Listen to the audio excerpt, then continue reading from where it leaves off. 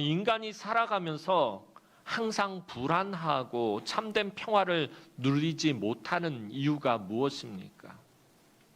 어떤 때는 삶이 평안해도 그렇게 그 평강이 마음에 넘치지 못하는 것을 보게 됩니다. 믿는 사람들도 그럴지는데 안 믿는 사람들은 오죽하겠습니까? 왜 삶이 불안하고 근심과 걱정이 끊이지 않는 것입니까? 그것은 우리 인간이 유한한 존재이기 때문입니다. 한계가 있는 존재이기 때문에, 끝이 있고 종말이 있는 존재이기 때문이다라는 것입니다. 즉 삶이 죽음을 향해서 나아가고 있는데 이 죽음의 문제를 인간이 도저히 해결하지 못하기 때문이에요. 인간은 태어나면서부터 죽음을 향해서 나아가는 인생입니다. 사실은 어느 시점이 되어서 죽음이 보이고 죽음이 바라보이는 게 아니에요. 이 연세가 많이 드신 분이라고 해서 죽음이 더 가까이 있는 건 아니다라는 것입니다. 인간은 태어나면서부터 응애하면서 울면서 태어나면서부터 이미 죽음을 향해서 나아가는 존재들이다라는 것입니다. 그러니 이 죽음의 문제를 해결하지 못하기 때문에 늘 불안하고 이 죽음이 언제 내 삶에 찾아올지 모르기 때문에 늘 걱정하고 근심하고 참된 평화를 누리지 못하는 것입니다. 그런데 이 죽음의 문제라는 말을 다르게 표현하면, 똑같은 의미로 다르게 표현하면 바로 죄의 문제다라는 것입니다. 우리가 이 땅을 살아가면서 불안하고 걱정과 근심과 염려가 넘쳐나는 것, 죄의 문제를 우리가 해결하지 못하기 때문입니다. 성경은 죄의 싹은 사망이라고 분명히 말하고 있습니다. 죄의 형벌은 사망이라는 거예요. 죽음이에요. 그러니까 우리 인간에게 죽음은 죄의 형벌로서 주어진 것이기 때문에 우리가 인생을 살아가면서 항상 이 죽음이라는 것을 두려워하면서 살아갈 수밖에 없다라는 것입니다. 그래서 죄의 문제를 해결할 수 없는 인간은 스스로 구원할 수가 없습니다. 내 힘으로, 내 노력으로, 내 능력으로 죽음의 문제를 해결할 수 없고 죄의 문제를 해결할 수 없습니다. 그 말은 내 스스로가 나를 구원할 수 없다라는 것입니다. 그래서 구원은 오직 하나님이 예비하시고 주관하시는 것입니다. 우리가 노력해서 얻는 것이 아니라 하나님이 우리를 위해서 준비하신 것입니다. 값없이 거저 주시는 놀라운 은혜입니다. 그것을 오늘 저와 여러분들이 누리는 것이. 그래서 예수 믿는 사람들은 예수를 믿음으로 인해서 영생을 얻었기 때문에 죽음의 문제가 해결되어진 거예요.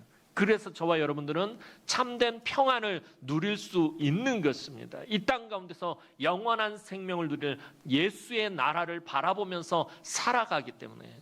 아멘. 주 예수여 어서 오시옵소서. 우리는 차라리 그 죽음이 빨리 와서 하나님 나라로 가기는 것을 소망하는 자들이기 때문에, 그래서 참 예수 그리스도를 통해서 참된 평화를 누리는 사람들은 그 은혜를 하나님께서 값없이 거저 주셨다라는 거예요. 우리 믿음의 조상 아브라함은 하나님을 믿음으로 의롭다 하심을 받았습니다.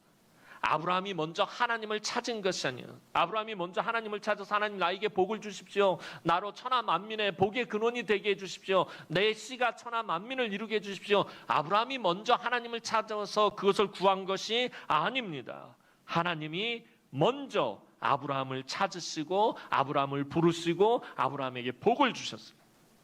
이것이 바로 놀라운 은혜이며 아브라함에게 있어서 하나님의 부르심은 기적이나 마찬가지입니다. 아브라함이 잘나고 똑똑하고 큰 업적이 있고 훌륭해서 의롭다 하심을 받은 것이 아닙니다. 하나님이 아브라함의 모습과는 상관없이 구원하시기로 결정하셨고 아브라함의 모습과는 상관없이 복을 주시기로 결정하셨다는 거예요. 창세기 12장부터 등장하는 아브라함의 스토리를 보면요, 아브라함이나 우리나 별반을 다를 게 없어요. 참 연약한 사람이에요. 자기 목숨 살자고 아내를 누이라고 속이기도 하고요. 하나님의 약속을 기다리지 못해서 하갈을 통해서 이스마엘이라는 아들을 낳기도 하고요. 계속해서 엇나가는 그런 아브라함의 모습을 보게 됩니다. 그럼에도 불구하고 하나님께서는 아브라함의 그런 연약한 모습과는 상관없이 구원하시기로 결정하셨고 복을 주시기로 결정하셨습니다. 아브라함은 사실 아무런 자격이 없는 자인데 그렇게 아무런 자격이 없는 자기를 부르시고 은혜를 주시고 복을 복을 주시기로 하신 그 하나님이 너무 고마워서 그저 하나님을 믿었던 것입니다. 나 같은 사람을 하나님 부르셔서 복을 주시기로 하셨다는 사실에 왜 나를 부르셨지? 왜 나에게 복을 주셨지? 왜 나를 구원하셨지? 의심하거나 의문을 갖거나 불평하는 것이 아니라 나 같은 사람 구원하시고 나 같은 사람 부르셔서 복 주심에 감사해서 그냥 믿기로 했다는 거예요. 이것이 하나님 앞에서 의로움이 되었던 것입니다. 창세기 15장 6절 말씀 보면 아브라함이 여호와를 믿으니 여호와께서 이를 그의 의로 여기시고 라고 말을 해요. 아브라함은 그저 자기 같은 사람을 하나님 불러주시고 복 주신 것이 너무 고마워서 그냥 믿었다라는 것입니다. 그런데 그것을 하나님은 의롭다고 여겨주신 것입니다. 하나님은 아주 오래전부터 이처럼 믿음으로 구원을 얻는 것에 대해 가르쳐 주시기 위해서 아브라함을 모델로 제시하신 것입니다. 믿음으로 구원을 얻은 자들이 누리는 가장 큰 은혜는 하나님과 화평을 누리는 것입니다. 원래 사람은 죄로 인해서 하나님과 그 관계가 원수가 되었던 자들이에요. 그래서 사도 바울은 우리가 아직 원수 되었을 때에, 우리가 아직 죄인 되었을 때에 그리스도 예수께서 십자가에서 죽으심으로 우리를 향하신 하나님의 자기 사랑을 확증하셨느니라 라고 말씀하고 있어요. 그러니까 원래 하나님과 우리의 원래 관계는 죄인이었고 원수와 같은 그런 관계였다라는 것입니다. 그런데 예수를 믿음으로 그 관계가 변하게 된 거예요. 원수가, 죄인이 하나님의 자녀가 되는 그런 놀라운 은혜를 누리게 되었다라는 것입니다. 예수 그리스도께서 우리의 모든 죄를 대신 지고 십자가에서 그 죄의 형벌을 받으심으로 우리의 모든 죄값을 다 치르셨어요. 죄의 싹은 분명히 사망이라고 했습니다. 그렇다면 주님이 우리의 죄값을 치르기 위해서는 반드시 죽으셔야 했던 거예요. 주님이 우리의 죄를 대신해서 죄의 형벌을 받으신다라는 말은 다시 말하면 우리를 위해서 주님은 반드시 죽으셔야만 했다라는 것입니다. 그래서 우리 주님은 십자가에서 그 모진 고통을 다 당하시고 그렇게 죽으셔야만 했던 것입니다. 그리고 이것을 믿는 자들은 하나님으로부터 의롭다 하심을 얻으며 하나님과 평화를 누리게 되었어요. 왜냐하면 하나님과 원수 되게 했던 모든 죄를 주님이 십자가에서 다 없애주셨기 때문입니다. 그래서 우리가 하나님 앞에 이렇게 마음껏 나와서 예배하고 또 하나님을 아바 아버지라 부를 수 있고 또 하나님 앞에 간구할 수 있는 이 삶을 살 수 있게 되었다는 거예요. 그래서 사도 바울은 우리가 하나님의 영광을 바라고 즐거워하는 복을 누리게 되었음을 말하고 있습니다. 오늘 본문 바로 앞절을 보면 로마서 5장 2절 말씀 한번 보도록 하겠습니다. 로마서 5장 2절 말씀입니다. 시작. 또한 그로 말미암아 우리가 믿음으로 서 있는 이 은혜에 들어감을 얻었으며 하나님의 영광을 바라고 즐거워하느니라. 자, 우리가 예수 그리스도를 믿음으로 하나님과 우리의 관계성이 전혀 다른 관계성으로 변화되어지고 또 하나님 주시는 은혜와 복을 받아 누릴 수 있는 이 은혜에 우리가 들어갈 수 있었던 건 믿음 때문이었어요. 주님이 나의 모든 죄를 다 없애주셔서 내가 하나님 앞으로 이렇게 담대하게 나아갈 수 있게 되었다는 그 믿음으로 우리가 하나님의 놀라운 은혜를 누리는데 그런 다음에 우리가 하나님의 영광을 바라고 즐거워한다라고 사도 바울은 말해요. 믿음으로 구원받은 우리 인생이 하나님의 영광을 바라고 즐거워하게 되었다라는 것입니다. 무슨 말이냐면 나와 같이 부족하고 연약하고 자격이 없는 자를 위해서 하나님의 아들을 죽기까지 희생하신 하나님을 믿음으로 바라보며 기뻐하고 그 하나님을 기대하고 소망하고 즐거워하는 삶을 살 수 있게 되었다라는 것입니다. 이게 예수를 믿는 자들, 믿음으로 의롭다 하심을 받은 자들이 누리는 은혜인 거죠. 그런데 사도 바울은 여기서 한 걸음 더 나아갑니다. 믿음으로 구원받은 사람은 하나님의 영광을 바라고 즐거워할 뿐만 아니라 환난 중에도 즐거워하는 은혜를 누리게 된다라는 것입니다. 평안할 때도 우리가 무언가 잘 될 때도 하나님의 은혜를 누리는 것뿐만 아니라 그것을 즐거워하고 감사하는 것뿐만 아니라 환난 중에도 즐거워하는 은혜를 누리게 된다라고 사도 바울은 말하고 있다라는 것입니다. 예수를 믿는 사람들, 즉 믿음으로 구원을 얻은 사람들은 환난 중에도 즐거워할 수 있는 사람들이다라고 사도 바울이 말합니다. 자, 오늘 본문 3절 말씀 보도록 하겠습니다. 오늘 본문 3절 말씀입니다. 시작. 다만 이뿐 아니라 우리가 환난 중에도 즐거워하나니 이는 환난이 인내를. 자, 다만 이뿐 아니라 우리가 환난 중에도 즐거워하나니라고 사도 바울이 말하고 있어요. 사도 바울은 믿음으로 구원을 얻은 우리에게도 분명히 환난이 찾아오는 삶을 살 수 있음을 말하고 있습니다. 늘 고난에 대해서 말씀드릴 때 여러분들에게 말씀드린 것처럼 성경은 우리가 예수 믿었다고 해서 고난이 찾아오지 않는다라고 말하지 않아요. 오히려 예수 믿음으로 인해서 더 많은 고난을 당할 수도 있고 더 많은 환난을 당할 수도 있음을 성경은 분명히 우리에게 말하고 있습니다. 그래서 오늘 본문에서 바로 이 환난에 대해서 우리가 주목해서 잘 살펴봐야 합니다. 사실 환난은 그 자체가 즐거운 것은 아닙니다. 사도 바울은 우리에게도 다만 이뿐 아니라 우리가 환난 중에도 즐거워하나니라고 말하고 있지만 환난은 그 자체가 즐거운 것이 아닙니다. 그래서 사도 바울은 환난 자체를 즐거워하라고 말하고 있는 것이 아닙니다. 세상 그 누가 환난을 즐거운 일이라고 말할 수 있겠습니까? 목사님, 저는 고난이 너무 즐거워요. 목사님, 저는 고통당하는 게 너무 즐거워요. 저는 환난이 너무 좋아요 라고 말하는 사람은 정신병원에 가봐야 돼요. 그죠? 환난 자체, 고난 자체는 즐거운 게 아니에요. 고통스러운 거예요. 괴로운 거예요. 아픈 거예요. 그것 자체가 즐거운 건 아니다라는 것입니다. 바울은 환난 그 자체를 즐거워하라는 것이 아니라 그 환난으로, 그 고난 당함으로 우리가 얻는 유익함이 있기 때문에 환난이 찾아왔어도 그 유익함을 바라보며 즐거워할 수 있다라고 말하는 것입니다. 그래서 다윗도 내가 고난 당하는 것이 유익이다라고 말하고 있어요. 고난 당하는 것이 내게 유익이다라고 말하는 거예요. 고난이 유익이다가 아니라 고난 당함으로 인해서 얻게 되는 것들이 있다라는 것입니다. 왜냐하면 고난을 통해서 얻는 열매가 분명히 있기 때문입니다. 자, 이 환난이라는 단어가 어디서 파생한 말인지 살펴봐야 돼요. 이 환난이라는 단어가 헬라어 원전에서는 포도주 틀에서 포도즙을 쥐어 짜내다라는 말에서 파생한 말이 이 환난입니다. 포도주를 담기 위해서는 포도 열매를 따다가 이 큰 포도주 틀에다 잔뜩 넣고 기계를 돌려서 그것을 착즙기로 쫙 눌러서 쥐어 짜내서 그래서 포도즙을 얻어내서 그것으로 포도주를 담습니다. 이것처럼 포도주 틀에다가 포도를 넣어가지고 막 쥐어 짜고 으깨는 이런 것에서 파생한 말이 환난이라는 말입니다.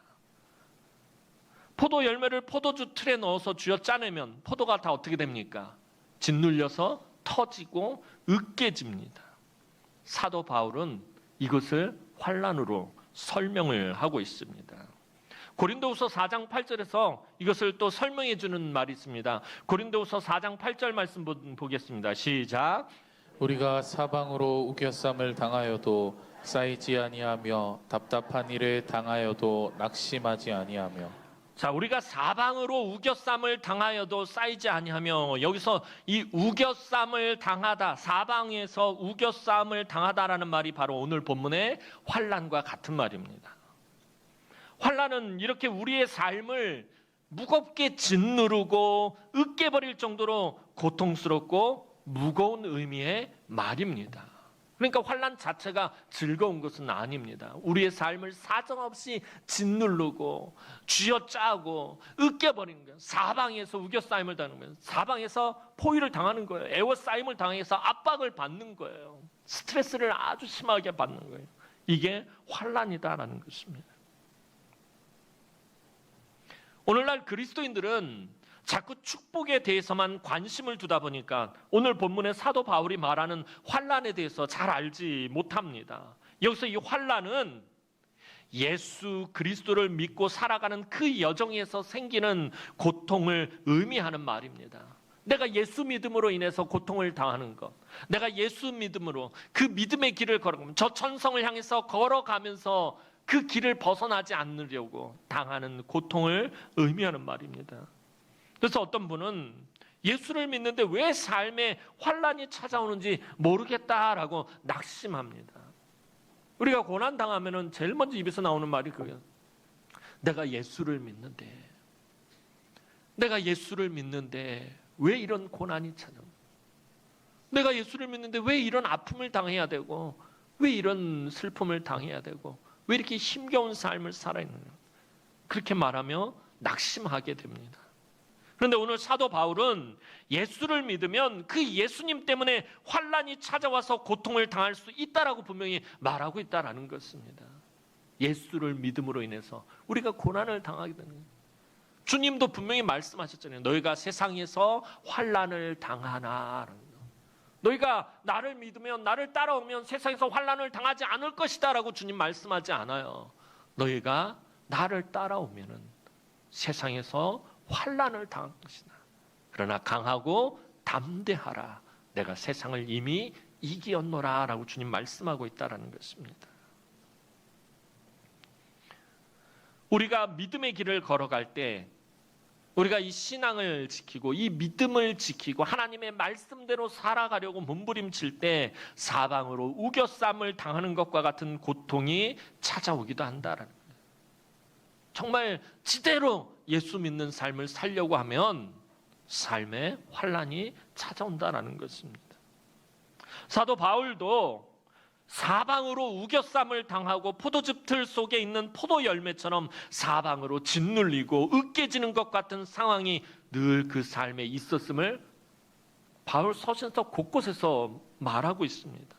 고린도후서 1장 8절에서 9절 말씀 보도록 하겠습니다. 고린도후서 1장 8절에서 9절 말씀입니다. 시작.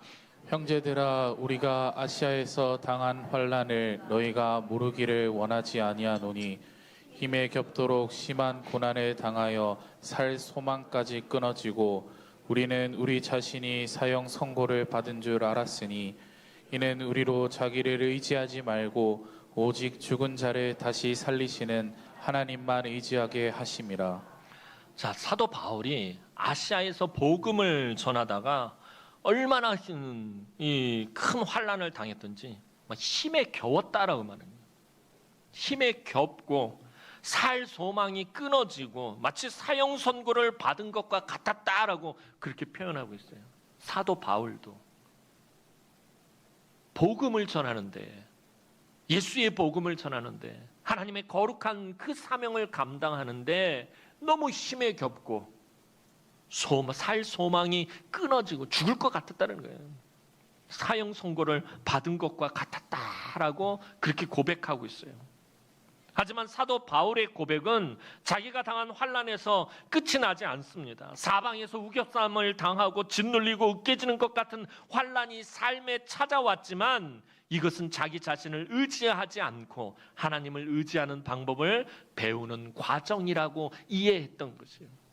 내가 이런 고난을 당했다. 내가 정말 힘에 겪고 내가 살 소망이 없었고 마치 사형 선고를 받은 것 같았다라고 그냥 그렇게 고백하고 끝난 것이 아니라 거기서 더 나아가서 내가 이런 환난을 당했지만 이것은 내가 나 자신을 의지하는 것이 아니고 하나님을 의지하는 방법을 배우려 함이다라고 말하고 있다는 것입니다.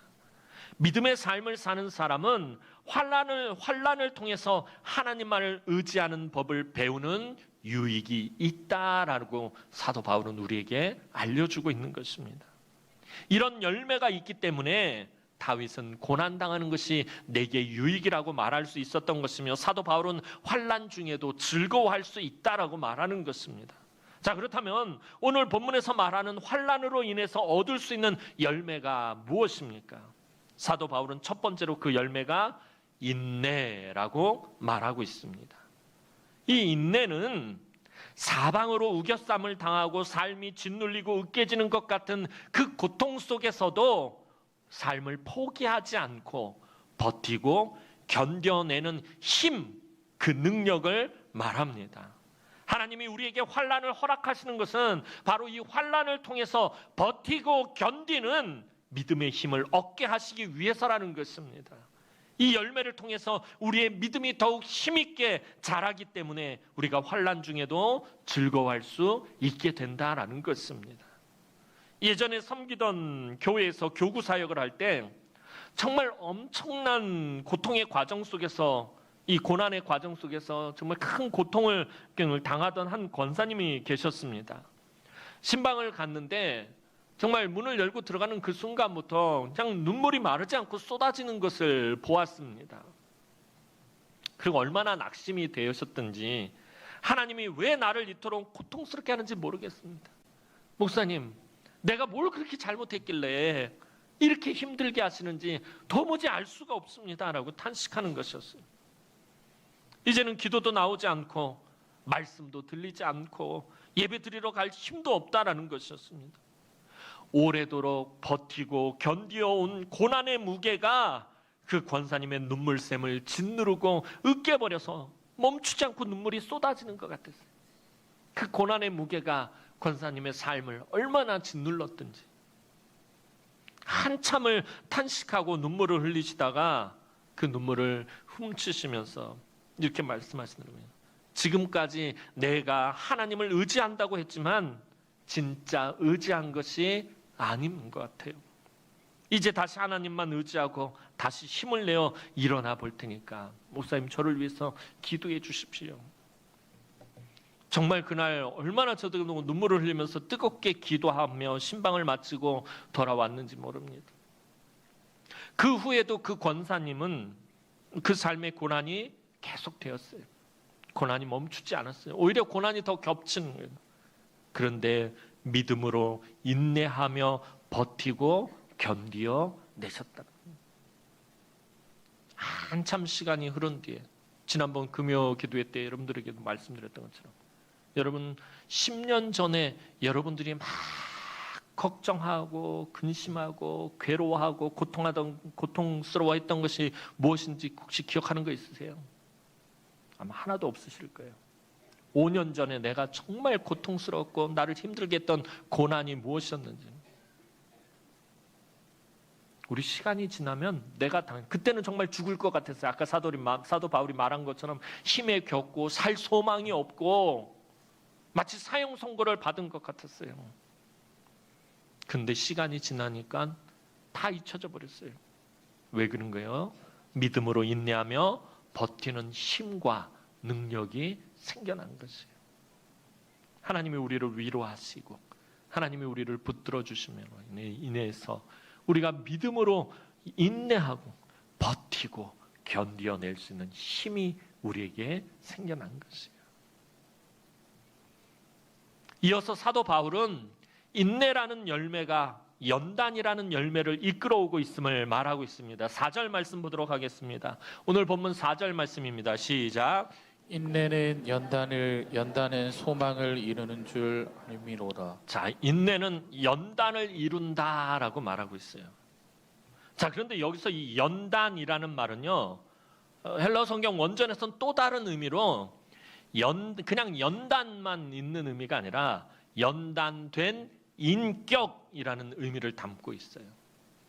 인내는 우리 삶에 환난이 찾아오고 고난이 찾아와서 그걸 믿음으로 인내하고 버티고 견디어내면 연단된 인격을 이끌어온다라고 사도 바울이 말하고 있는 거예요. 환난 가운데 버티고 견디어내면 그 환난이 우리의 인격을 깎아내고 다듬어서 결국에는 거룩한 성품을 품게 한다라는 것입니다. 여러분, 고난의 대명사 여러분들이 욥이 얼마나 큰 고난을 당했는지 다 아시고 있잖아요. 욥도 자기가 겪는 그 고난을 무엇으로 이해를 합니까? 자기가 왜 고난을 당하는지 알 수는 없습니다. 욥도 너무 답답한 거예요. 자기가 하나님 앞에서 정말 거룩하게 살았는데, 정말 하나님 앞에서 의롭게 살려고 애를 썼는데, 믿음으로 살려고 애를 썼는데 그 엄청난 고난을 당했을 때 자기가 왜 고난을 당하는지 알지 못했어요. 그러나 그 고난을 어떻게 이해했냐면 불같은 영광로로 이해했다라는 거예요. 그래서 하나님이 자기를 그 고난의 용광로에 던지셔서 모든 불순물을 제거하고 정금과 같은 믿음의 사람으로 단련하신다라고 그렇게 이해했던 것이에요. 나의 가는 길을 오직 그가 아시나니 나는 알지 못하는 거예요. 내가 왜 이런 고난을 당하는지 알지 못해요. 오직 하나님만 아시는 거예요. 오직 그가 아시나니 그가 나를 단련하신 후에는, 연단하신 후에는 내가 순금과 같은 믿음으로 나아오리라. 내가 지금 당하는 그 고난을 용광로로 이해를 한 거예요. 왜 고난을 당하는지는 알 수 없지만 내가 당하는 이 고난은 용광로와 같아서 하나님이 나를 그 고난 속에 던지셔서 내 삶에, 내 믿음의 모든 불순물들을 다 제거하시고 순금과 같은, 정금과 같은 믿음의 인격을 가진 사람으로 하나님이 나를 이끌어내신다라고 욥은 그렇게 고백한 것입니다. 그래서 욥기 40장 맨 마지막에 가면 욥기서에서 결론을 어떻게 내리냐면, 그런 용광로와 같은 고난의 과정을 겪고 단련하신 후에 정금과 같은 믿음으로 하나님 앞에 선 그 욥에 대해서 뭐라고 결론을 내리냐면, 하나님이 욥을 기쁘게 받으셨고 욥에게 처음보다 더 큰 복을 주셨다라고 말씀하고 있다는 것입니다. 고난을 통해서 이런 연단된 인격을 얻지 못한다면 그 고난은 정말 나에게 아무런 유익도 없는 것입니다. 야곱이 요셉을 만나고 그가 바로왕 앞에 섰을 때 지나온 세월을 바라보면서 내가 험악한 세월을 살았습니다라고 말해요. 다시 말하면 내 삶의 고난과 환난이 끊이지 않았습니다. 내가 120년을 넘게 살았는데 내 삶이 늘 환난과 고난이 넘쳐났습니다라고 말하고 있지만, 그때 이미 야곱은 연단된 인격으로 변화되어진 것이에요. 젊은 시절 크게 모습은 다 사라지고 다 다듬어지고 다 깎아나간 연단된 모습으로 바로 앞에 섰다라는 것입니다. 그래서 고난을 통해서 이런 연단된 인격을 얻지 못한다면 그 고난은 정말 나에게 아무런 유익이 없는 거예요. 연단된 인격을 얻지 못한다면 그 고난을 우리가 즐거워할 수 없다라는 것입니다. 우리가 고난 가운데서 기도해야 할 기도 제목 중에 하나는 바로 연단된 인격입니다. 고난을 당할 때에 그 고난의 해결만을 부르짖을 것이 아니라, 하나님 이 고난을 통해서 내가 버티고 견뎌내는 능력을 얻게 하시고 그리고 연단된 인격을 얻게 해주십시오라고 우리 기도할 수 있어야 된다라는 것입니다. 왜 요즘 한국교회에서 젊은 사람들에게 어른들이 존경받지 못하는 것입니까? 왜 목사님들 중에도 존경받는 어른 목사님들이 점점 없어지고 있는 것입니까? 지난번에 총회 가고 노회 가서 이제 아는 젊은 목사님들 이렇게 만나서 이야기하는데, 목사님들도 답답한 걸 그런 거예요.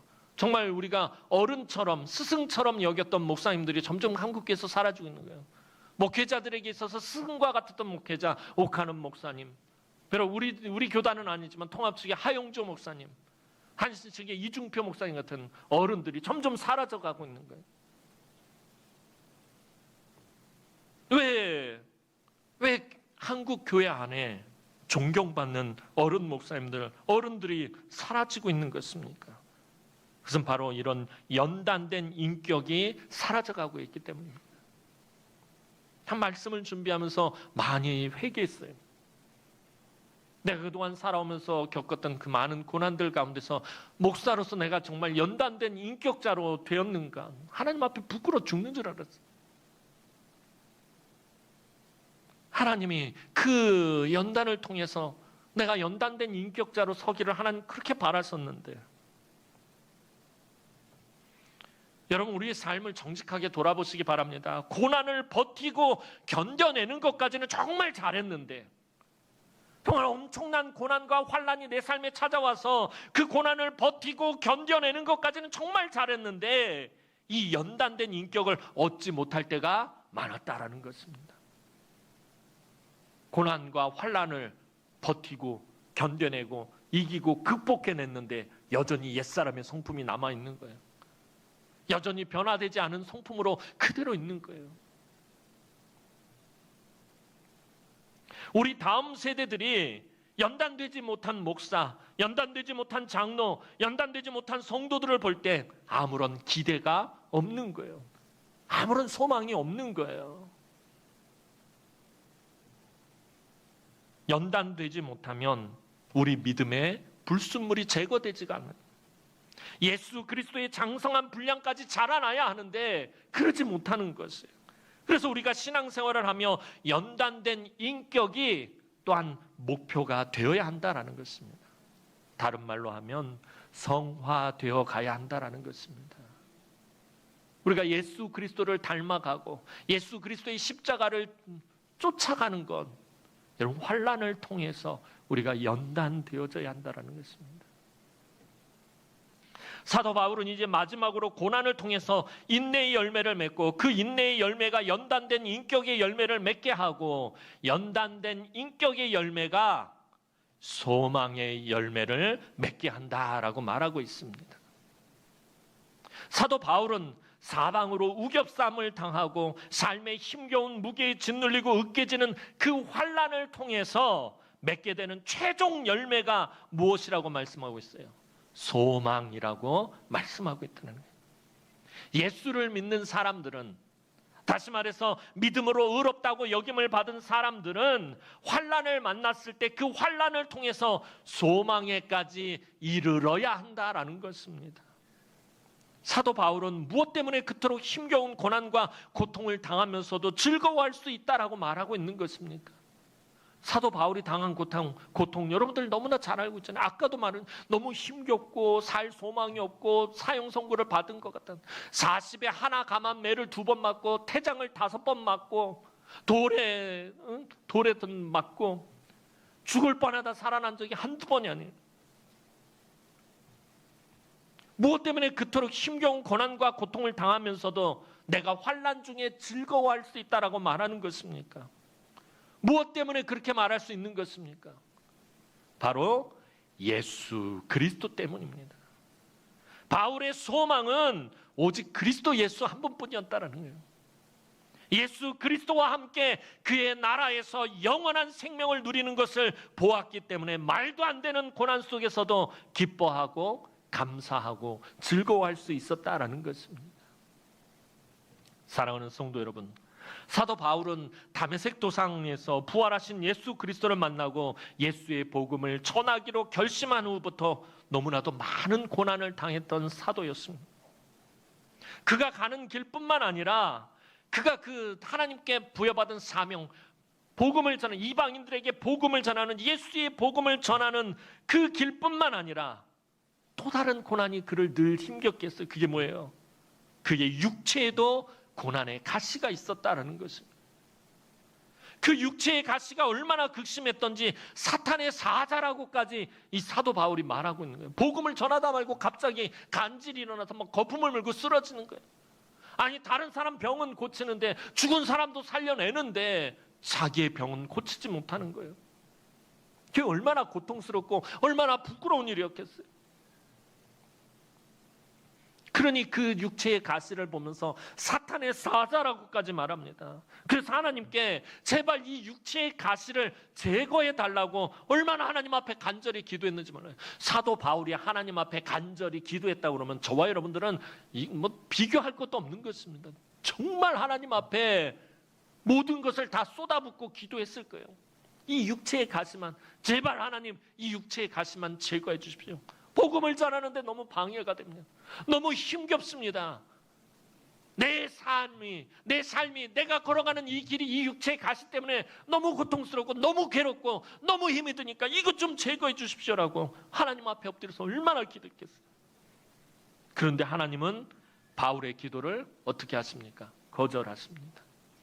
고린도후서 12장 9절 상반절 말씀 보도록 하겠습니다. 고린도후서 12장 9절 상반절 말씀입니다. 시작. 인내는 연단은 소망을 이루는 줄 알미로다. 고린도후서 12장 9절 상반절 말씀입니다. 없나요? 제가 읽어드리겠습니다. 내 은혜가 내게 족하도다. 이는 내 능력이 약한 데서 온전하여짐이라.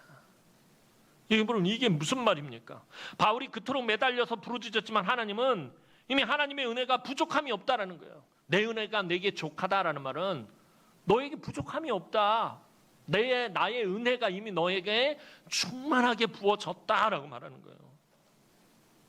바울은 이 육체의 가시 때문에 너무 괴로워서 이걸 제거해달라고 했는데 하나님은 그 육체의 가시가 너에게 족하다는 거예요.